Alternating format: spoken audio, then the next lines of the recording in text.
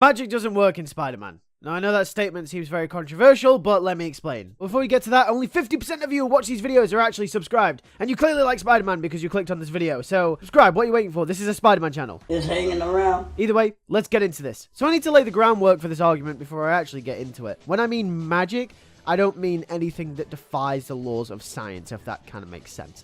Because then, by proxy, Spider-Man's powers themselves are magical. So I don't mean sci-fi things can't exist in this universe. I just mean magical elements. So you're talking like your mystical stuff. You're talking about like stereotypically things that are considered to be magic, such as the powers of Doctor Strange, for example. That is the kind of magic that I'm talking about. And yeah, I don't think it works for Spider-Man. I think it works for other Marvel heroes, but Spider-Man specifically, I don't think it really works with how the character is, and I'll explain.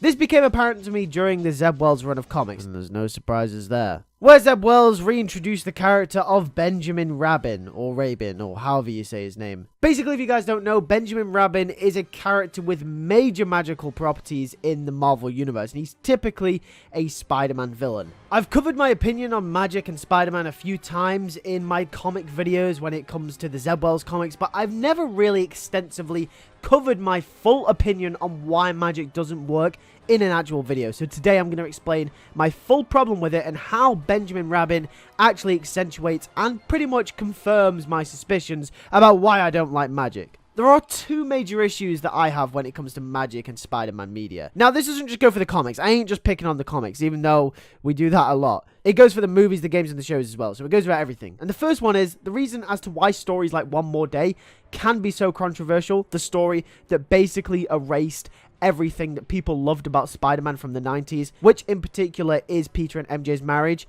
was because it was undone in such a way that was so against everything that the character stood for and everything that the character had been built off of. And that's because basically Mephisto reversed their marriage with magic. That it's as simple as that. But the issue lies in the fact that Peter Parker is an everyday man. His problems are rooted in everyday modern problems that you and me have in our lives. The character is built off the foundation of him being a normal person with normal problems. And yeah, weird stuff happens around him, but when you start undoing stuff from his life with magic, that means that spells, magic, none of it has no bounds. And when things have no boundaries when it comes to a character like Spider-Man, it takes the essential part of him being an everyman away from the character. Which, like I said, is why One More Day is so controversial. It is basically something in of itself that shouldn't have even happened in the first place. The issue with having a magic user in something such as a Spider-Man story means that you're crossing two very different paths of storytelling. Spider-Man is a character, as we mentioned, that is built off dramatic tension through its main characters, and that is the core part of the story when it comes to anything Spider-Man. You look at all the best Spider-Man stories from the movies, the comics, the games, they all are rooted in that character drama. It's about the relationships that Peter Parker has, the relationships that he loses, the ones that he builds, and the drama surrounding the character rather than, oh, he built a cool suit and it's all about money and it's all about fame. No, it's not about that when it comes to Peter Parker.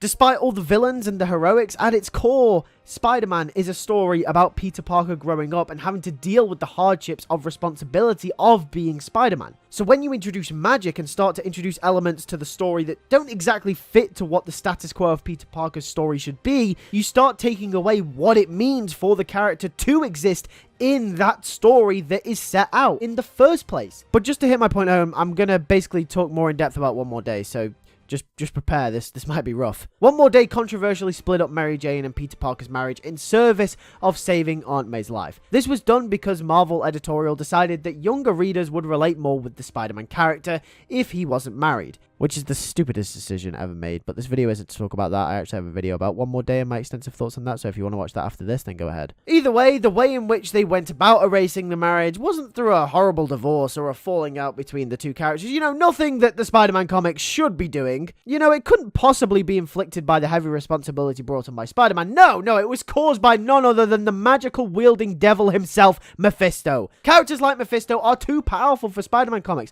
The idea that Mephisto can enact any spell or change any part of reality that he sees fit is cool and all, but it doesn't work with a character that has the main core of himself and the essential part of his character be that his stories are typically derived from the personal relationships and the character drama that comes along with the character being so grounded and rooted in reality. When Mephisto approaches Peter Parker to make a decision, he's basically giving Peter the option to have whatever life he wants. And it doesn't just stop at Mephisto. Yeah, I'm coming for other magical characters in Spider-Man stuff too. Like I mentioned at the start of the video, this goes for Raven as well. But also, it goes for Doctor Strange in Spider-Man stories. But Lewis, you love Doctor Strange. He was in No Way Home and you like No Way Home. Yes, let me explain. You see, in No Way Home, the purpose of the story was about Peter Parker taking responsibility for his actions. So the very fact that he approaches Strange during the start of the film is a representation of the immaturity of his character. And by the end, the spell that makes everyone forget that Peter is actually Spider-Man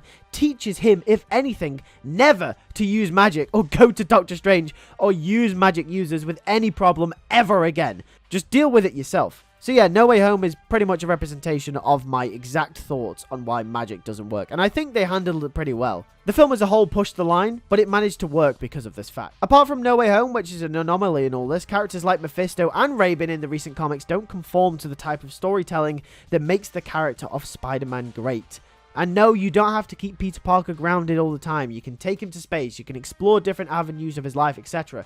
But introducing those types of characters creates a wide variety of problems when it comes to keeping the hardships and grounded nature of the character intact. For example, in the newer Spider-Man comics, Raven basically comes from a dimension where time moves differently, and MJ ends up getting trapped in this dimension with a character called Paul. And basically, like an hour in the normal 616 universe is basically like a month in like this alternate dimension. So then MJ and Paul, when they return to the 616 universe, essentially they're so much older than Peter is, and they've basically fallen in love. And it's honestly, I cannot stress this enough, this is so bad. I don't know why. I just hate it. The reason Peter Parker and Mary Jane split up in the new comics after Nick Spencer spent so long getting them back together is because she was trapped in an alternate reality where time moves differently. Can you see why I hate magic in Spider-Man comics? Furthermore, what's stopping Peter from approaching a magic user and basically fixing his whole life as he knows it? Like, couldn't he just do that? What's stopping Mephisto from basically reinstating Peter and MJ's marriage and killing Aunt May? What's the limit to the magic, and how far can you go with it? And that's my second point of why I don't really like magic in Spider-Man stuff as well, is that the limitations on it are endless. If you can prove that you can undo a marriage, redo a marriage, time move differently, what can't you do? If Peter Parker can essentially fix his life, and that is something that you establish he can do by going to all of these different magical beings that exist within his kind of realm, in his mythos, if you could say that, then what is stopping him from basically just fixing his life? When you don't have a solid foundation and limit to magic and the way it works, and then when you pair it with a character such as Spider-Man that has built his popular foundation as a character of grounded and dramatic relationship-driven stories, then it just doesn't work. It removes stakes, takes away a core part of the character, and yeah, it's not good. Anyway, that's why I don't really like Spider-Man when occasionally is paired with magic. Thanks for watching this video. If you did enjoy, make sure to like button, and also make sure to subscribe if you are new around here.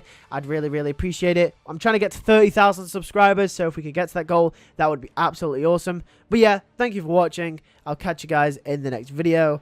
Take care, and peace.